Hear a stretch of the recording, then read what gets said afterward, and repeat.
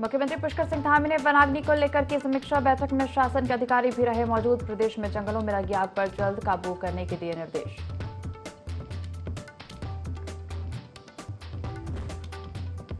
प्रदेश के जंगलों में लगी आग की घटनाओं को लेकर नेता प्रतिपक्ष चिंतित। कहा, जंगलों में आग से वन्य जीवों और पर्यावरण को हो रहा नुकसान। सरकार आग को बुझाने के लिए बनाए ठोस योजना।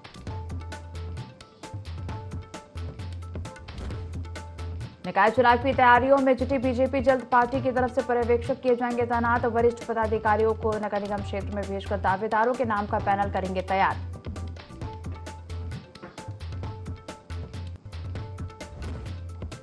चंपावत में सूखे से आलू की फसल हुई बर्बाद। किसानों ने जिले को सूखाग्रस्त घोषित करने की मांगे नहीं मानने पर आंदोलन करने की दी चेतावनी।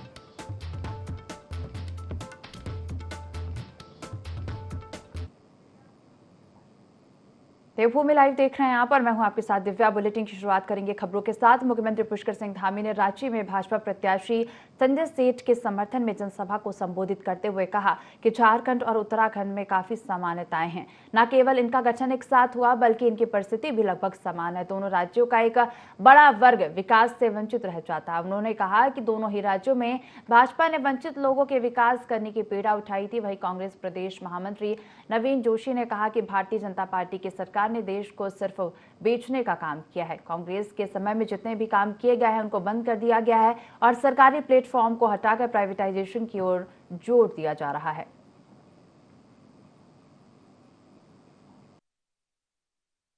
जनता पार्टी ने अब ये सरकार आई है, उन्होंने सिर्फ देश को बेचने का काम किया।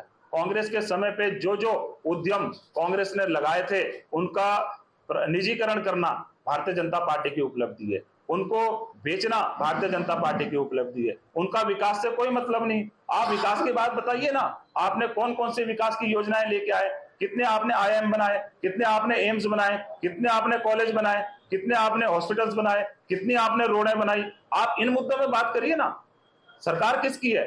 सरकार भारतीय जनता पार्टी की। आप हमारे से सवाल पूछ रहे हैं, सवाल विपक्ष आपसे पूछेगा कि आपने इतने सालों में बताइए क्या किया है। आपने सिर्फ कुछ काम किया है तो सिर्फ जुमलेबाजी करिए और लोगों को बेवकूफ बनाने का आपने काम किया है। देश के विकास से आपका कोई सरोकार नहीं है, कोई लेना देना।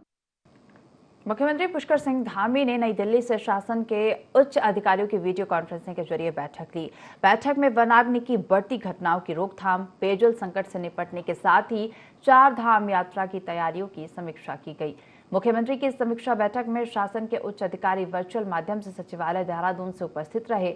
मुख्यमंत्री ने सभी अधिकारियों को समन्वय के साथ कार्य करने, वनाग्नि के प्रति लोगों को जागरूक करने के साथ ही सौर ऊर्जा पर विशेष ध्यान देने, जल संरक्षण और संवर्धन के साथ ही 4 धाम यात्रा के लिए सभी तैयारियों को चाक चौबंद करने के निर्देश दिए हैं। वहीं राज्य की मुख्य सचिव राधा रतूड़ी ने बताया कि मुख्यमंत्री पुष्कर सिंह धामी की ओर से मिले निर्देशों का 100% अनुपालन किया जाएगा। जी ने आज ये बैठक करी वर्चुअल मोड में और उन्होंने निर्देशित किया 3 महत्वपूर्ण चुनौतियां जो प्रदेश के समक्ष हैं: फॉरेस्ट फायर्स, पेयजल की किल्लत और 4 धाम यात्रा की व्यवस्थाएं। और सभी जिले यहाँ पर उपस्थित थे, जिलों के सभी अधिकारी और राज्य स्तरीय सभी अधिकारी भी उपस्थित थे। तो जो भी निर्देश माननीय मुख्यमंत्री जी ने दिए हैं उनका हम लोग 100% अनुपालन करेंगे। 1 सप्ताह बाद फिर से हम लोग समीक्षा करेंगे कि आज जो निर्देश मिले हैं वो कहाँ तक उनकी कंप्लायंस हुई है। फॉरेस्ट फायर्स के लिए सभी लोग मिल के काम करेंगे, जन जागरूकता पे विशेष ध्यान दिया जाएगा। उत्तराखंड में वनाग्नि की घटनाएं लगातार बढ़ती जा रही है और जिसके चलते सरकार वनाग्नि की घटनाओं पर रोक लगाने के लिए हर तरह से संभव प्रयास कर रही है।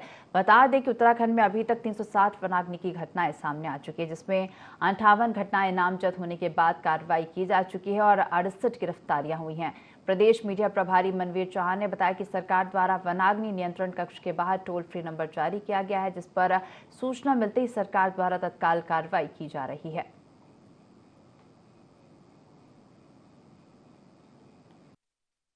अग्नि को लेकर के सरकार के द्वारा हर प्रयास नियंत्रित करने के लिए किया जा रहा है। को लेकर के कुल मामले लगभग 360 मामले वनाग्नि के सामने आए, जिसमें करीब 350 अज्ञात घटनाएं जिनके नामजद नहीं हो पाए हैं, लेकिन 58 घटनाएं ऐसी हैं जो नामजद किए गए हैं और उनके खिलाफ कार्रवाई की गई है। अभी तक 68 लोगों को लगभग गिरफ्तार कर लिया गया है और सरकार के द्वारा वनाग्नि नियंत्रण कक्ष है, वहां पर टोल फ्री नंबर जारी किया गया है और राज्य आपदा नियंत्रण कक्ष में से भी टोल फ्री नंबर जारी किया गया है और जब भी कोई सूचना मिलती है तत्काल उस पर सरकार द्वारा कार्रवाई की जा रही है और कुछ हद तक वनाग्नि को नियंत्रित भी कर लिया गया है। तो प्रदेश में निकाय चुनाव में प्रत्याशियों के चयन के लिए भाजपा जल्द पर्यवेक्षक नियुक्त करेगी। इस दौरान प्रदेश मीडिया प्रभारी मनवीर चौहान ने कहा कि निकाय चुनाव को लेकर तैयारी शुरू कर दी गई है। साथ ही संगठन स्तर पर नगर निकाय क्षेत्र में प्रत्याशियों के नामों का पैनल तैयार किया जाएगा, जिसके लिए पार्टी के वरिष्ठ पदाधिकारियों को नगर निगम क्षेत्र में भेजकर दावेदारों के नाम का पैनल तैयार कर प्रदेश नेतृत्व को सौंपा जाएगा। उन्होंने कहा कि निर्वाचन आयोग और जिलाधिकारियों से मतदाता सूची में जो खामियां आई थी उसको सुधारने की मांग भी पार्टी द्वारा की गई थी और जिसके चलते निर्वाचन आयोग के द्वारा अभियान चलाया जा रहा है।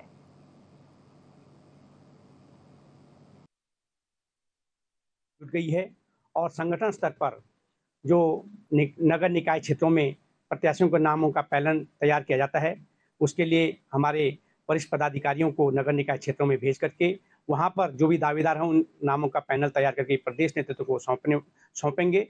जल्द ही हमारे पर्यवेक्षक नगर निकाय क्षेत्र में जाने वाले हैं। इसके साथ ही भारतीय जनता पार्टी के द्वारा निर्वाचन आयोग से और जिलाधिकारियों से भी जो मतदाता सूचियों में जो खामियों की जो बात सामने आ रही थी उसको लेकर के भी उसको सुधारने की मांग की गई थी। इस पर भी निर्वाचन आयोग के द्वारा अभियान चलाया गया है। 7 दिन का वो पूरा शिविर लगा करके और बीएलओ को घर घर भेज करके मतदाता सूची में जो खामियां है उसको ठीक करने की कार्रवाई गतिमान है। तो देश भर में लोकसभा चुनाव के चलते सभी राजनीतिक दलों के बीच आरोप प्रत्यारोप का सिलसिला लगातार जारी है और इसी कड़ी में महिला कांग्रेस की प्रदेश उपाध्यक्ष आशा मनोरमा डोबरियाल ने राजधानी देहरादून में पासपोर्ट अधिकारी के माध्यम से विदेश मंत्री एस जयशंकर को एक ज्ञापन प्रेषित करना, कर्नाटक से एनडीए के वरिष्ठ नेता प्रज्वल रेवन्ना और उनके पिता एच डी रेवन्ना के पासपोर्ट रद्द किए जाने की मांग की है। और इस दौरान आशा मनोरमा डोबरियाल ने कहा कि पूरा देश जानता है कि रेवन्ना ने सैकड़ों महिलाओं का अपमान किया है और जिस प्रकार पिता और पुत्र ने पूरे देश को शर्मसार किया है यह दुर्भाग्यपूर्ण बात है। साथ ही उन्होंने कहा कि एफआईआर दर्ज होने के बाद प्रज्वल देश छोड़कर जर्मनी भाग गए हैं, तो ऐसे में सेक्स स्कैंडल के आरोपी का देश छोड़कर भाग जाना विदेश मंत्रालय की अनुमति के बिना संभव नहीं हुआ होगा।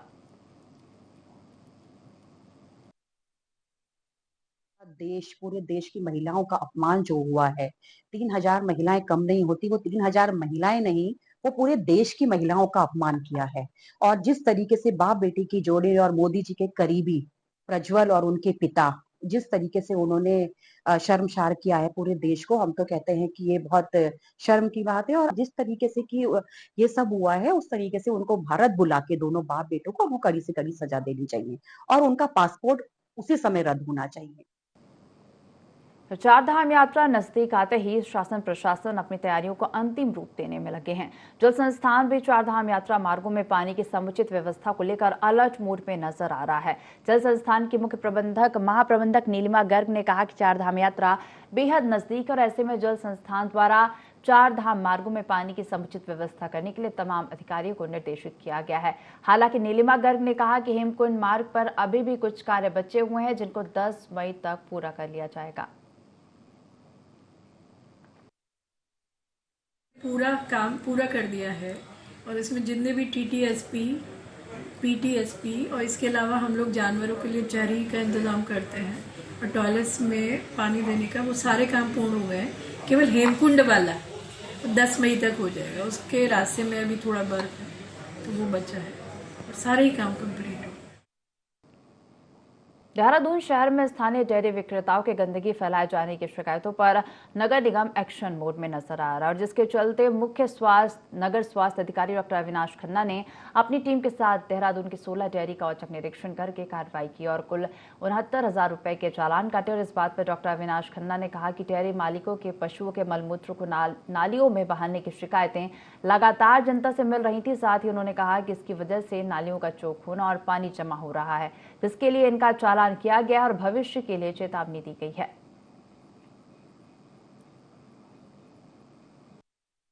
डेयरियों को द्वारा जो है क्षेत्र में जो है नालों में नालियों में जो है मलमूत्र जो है पशुओं का जो है वो बहाया जा रहा है, गोबर जिसकी वजह से एक पब्लिक न्यूसेंस के साथ साथ जो है नाले भी चौक हो रहे हैं और जिस कारण से सड़कों में पानी जो है बह रहा था। कई प्रकार के जो संक्रामक रोग है उसे भी फैलने का डर रहता है, जिस कारण से जो है ये जो डेयरियां हैं जो सड़क किनारे जो चल रही है, कॉलोनियों के अंदर चल रही है, रिहायशी इलाकों में चल रही है, उन पर जो है हम लोगों ने जो है कार्रवाई की।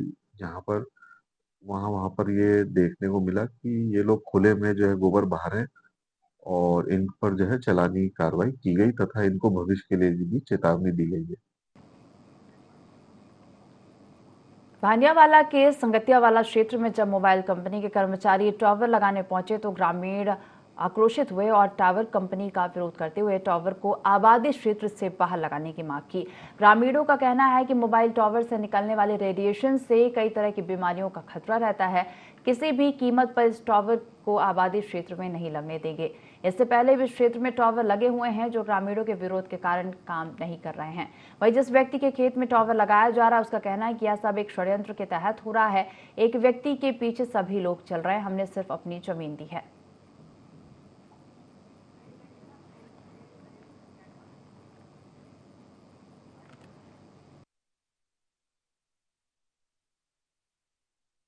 ग्रामीण ये नाराज हैं क्योंकि यहाँ से 500 मीटर दूरी पे भी एक टावर बंद है, उसका भी विरोध हुआ था 4-5 साल पहले, वो भी बंद है।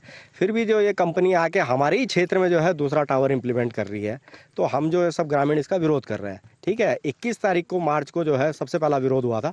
SDM साहब को ज्ञापन दिया गया था, उन्होंने जो है उसको SHO के लिए वेरीफाई करने के लिए बोला। ठीक है जी, आज जो कल मेरे को जो इनके NOC मिली है DM की, इस पर जो है 3 अप्रैल का सैंक्शन है, जबकि काम शुरू हो गया है 21 मार्च को, 3 अप्रैल को है और आचार संहिता लगी हुई है। इलेक्शन तक चलो हम मान लेते हैं, पर उसके बीच में DM साहब की ये परमिशन है, इस पर ना तो साइन है ना कुछ है, मोहर है। तो हमें ये जो डॉक्यूमेंट दिखाया जा रहा है ये भी एक तरीके से फेक है।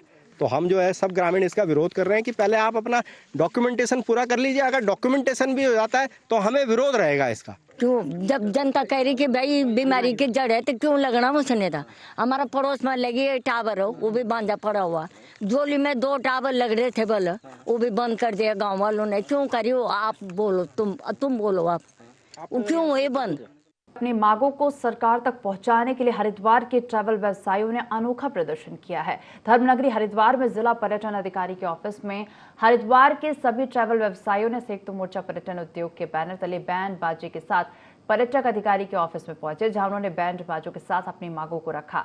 इस दौरान ट्रैवल व्यवसायियों ने अपनी मांगों पर कहा कि 4 धाम यात्रा को लेकर सरकार द्वारा ऑनलाइन रजिस्ट्रेशन अनिवार्य किया गया है, जो कि सही भी है, लेकिन इसी के साथ ही उन्हें हरिद्वार में आने वाले श्रद्धालुओं के लिए मैनुअल रजिस्ट्रेशन की भी शुरुआत करनी चाहिए, जिससे हरिद्वार में आने वाले श्रद्धालुओं को किसी तरह की कोई परेशानी न हो। पिछली यात्रा के दौरान भी देखा गया था कि ऑनलाइन रजिस्ट्रेशन में काफी दिक्कतें आ रही थी।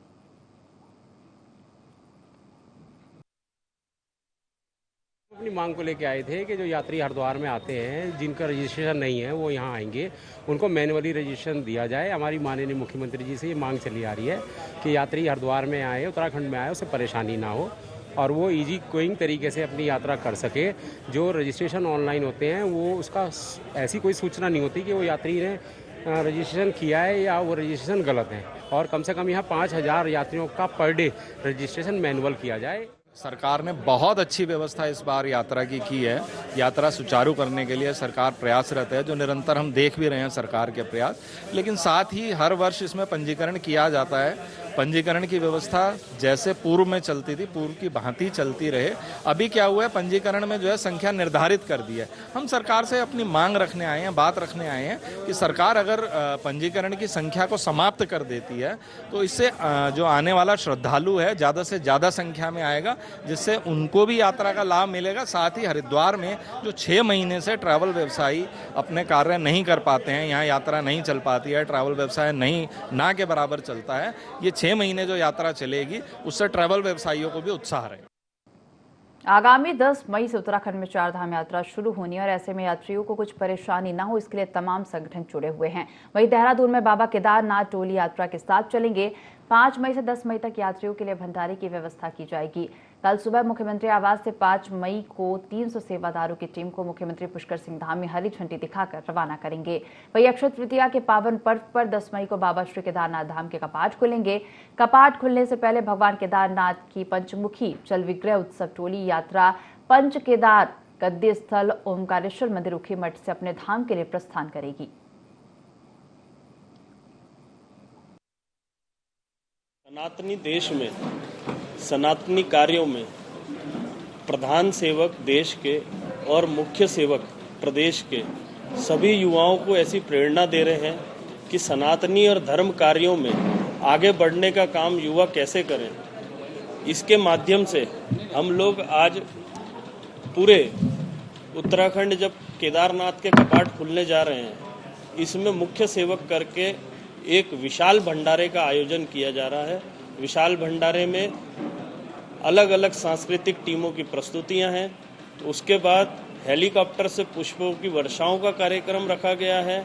एक इवेंट, बहुत बड़ा इवेंट बनाकर माननीय प्रदेश के जो मुख्य सेवक हैं उनके द्वारा कोशिश की जा रही है कि इस यात्रा को एक ऐतिहासिक यात्रा के रूप में इसको बनाया जाए। वीर शहीद केसरी चंद के बलिदान दिवस पर लगने वाले मेले में सैकड़ों लोगों ने उनकी प्रतिमा पर अपनी भावभीनी श्रद्धांजलि अर्पित की। उत्तराखंड के इस वीर सेनानी को 3 मई 1945 को फांसी दी गई थी। उनकी स्मृति में चक्राता और नागनाथ के बीच चौली थात, जिसे अब रामताल गार्डन के नाम से भी जाना जाता है, इस जगह एक भव्य मेले का आयोजन होता आया है।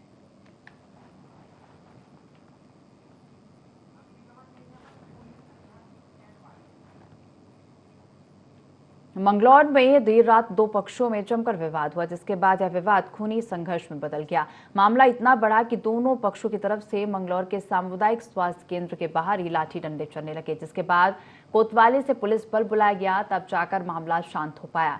पूरी घटना में एक पक्ष की तरफ से एक व्यक्ति और दूसरी तरफ पक्ष की तरफ से 3 लोगों के घायल होने की सूचना मिली है। वहीं मंगलौर सीओ के मुताबिक दोनों पक्षों पर कड़ी कार्रवाई करने के आदेश मंगलौर चौकी प्रभारी को दिए गए हैं।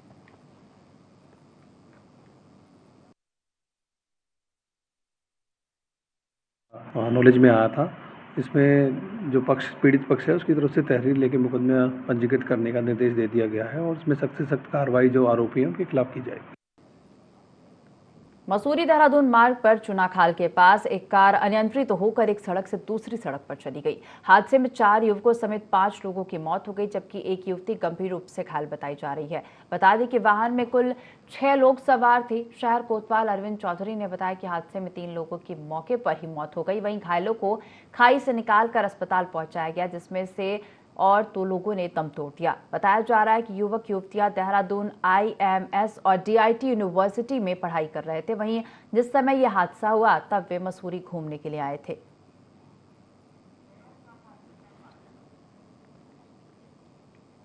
विकास नगर में प्रतिबंधित पेड़ों पर माफिया की नजर है और पेड़ काटे जा रहे हैं। बताया जा रहा है कि विभागीय अधिकारियों की मिली भगत से पेड़ काटे जा रहे हैं। इस संबंध में साहसपुर रेंज के जिम्मेदार अधिकारी से बात की गई तो रेंजर ने बताया कि अगर कोई शिकायत आएगी तो मामले को देखा जाएगा।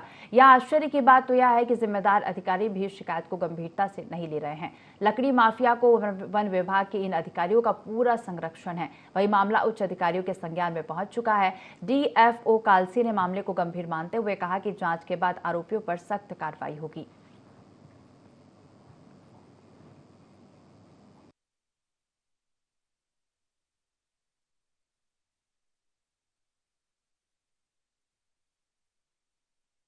चौड़पुर की घटना है, इसमें हमने अपने SDO को भिजवा के दिखवाया था तो उस समय हमें 2 पतले पतले खूंट मिले थे। वो भी काफ़ी 1 महीने 2 महीने पुराने थे। उसमें ऑलरेडी वहाँ के प्रधान जी ने FIR दर्ज करा रखी है। जो आप दूसरी घटना बता रहे हैं कि उसमें कुछ और भी खूंट दिख रहे हैं पेड़ों के, तो उसको मैं चौड़पुर के रेंज अफसर से दिखवाता हूँ। और दूसरी बात यह है कि हमारे जो पड़ोस का डिवीजन है उनको भी साथ लेते हैं। अगर हमारे डिवीजन में है तो हम कार्रवाई करेंगे और अगर पड़ोस के डिवीजन में तो उनसे कार्रवाई करने के लिए सूचित करेंगे। उत्तराखंड के नारसन बॉर्डर पर दिल्ली की ओर से आ रही तेज रफ्तार प्राइवेट बस अचानक नारसन बॉर्डर पर बनी पुलिस चौकी को टक्कर मारते हुए पलट गई। बस पलटने पर यात्रियों में चीख पुकार मच गई। टक्कर इतनी जबरदस्त थी कि पुलिस चौकी के परखच्चे उड़ गए। पुलिस चौकी ढह जाने से चौकी पर तैनात होमगार्ड नरेश भी मलबे में दब गया। आसपास के लोगों और राहगीरों की मदद से होमगार्ड को मलबे से बाहर निकाला गया। वहीं बस पलटने के कारण 4 यात्री घायल हो गए। फिलहाल बस चालक फरार बताया जा रहा है।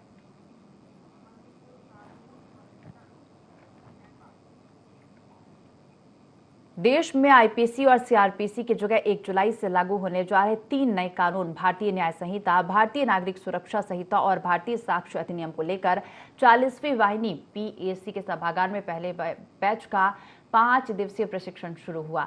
4 मई तक चलने वाले प्रशिक्षण में जनपद में तैनात पीपीएस अधिकारियों से लेकर कांस्टेबल तक के कुल 138 और जीआरपी में तैनात कुल 12 अधिकारी कर्मचारियों को प्रशिक्षित किया जा रहा है। हरिद्वार में यह प्रशिक्षण 3 से 4 चरणों में दिया जाएगा।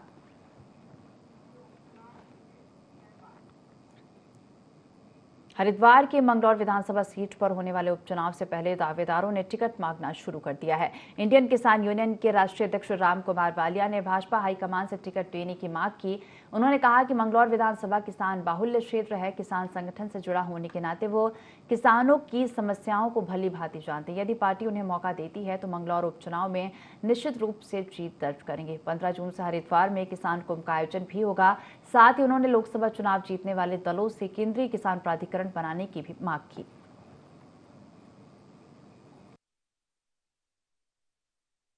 और उपचुनाव पे मैं ये कहना चाहता हूं कि ये पूर्णतः किसान बाहुल्य सीट है और यहाँ पे किसी लोकल किसान को पार्टी टिकट दे। हम भी पार्टी से जुड़े हुए हैं, हमने भी टिकट के लिए आवेदन किया है, प्रदेश अध्यक्ष जी को आवेदन दिया है। यदि हमें पार्टी मौका देगी तो हम इस हारी हुई बाजी को भाजपा की झोली में डालने का काम करेंगे और इन हाजी काजियों का मुकाबला करने का भी काम करेंगे। आधी से ज्यादा आबादी हमारी किसान की है, चाहे वो मुसलमान हो, हिंदू हो, कोई भी हो, है तो किसान। हम उससे किसानी की बात करेंगे तो हमारे साथ। तो खबर देहरादून से है। देश में चुनावी हलचल के बीच विपक्षी पार्टियों ने कोविशील्ड वैक्सीन पर सवाल खड़े कर दिए, जिसको लेकर भाजपा ने कहा कि कोरोना काल में जीवन रक्षक वैक्सीन कोविशील्ड को लेकर कांग्रेस का दुष्प्रचार एक एजेंडे का हिस्सा है और पहले की तरह जनता कांग्रेस को जवाब देने को उत्सुक है। भाजपा प्रदेश मीडिया प्रभारी मनवीर चौहान ने कहा कि पीएम मोदी ने सबका साथ और सबका विकास के नारे को धरातल पर उतारा है। कांग्रेस विचलित और घबराई हुई है और अब अनैतिक और अमर्यादित आचरण कर रही है।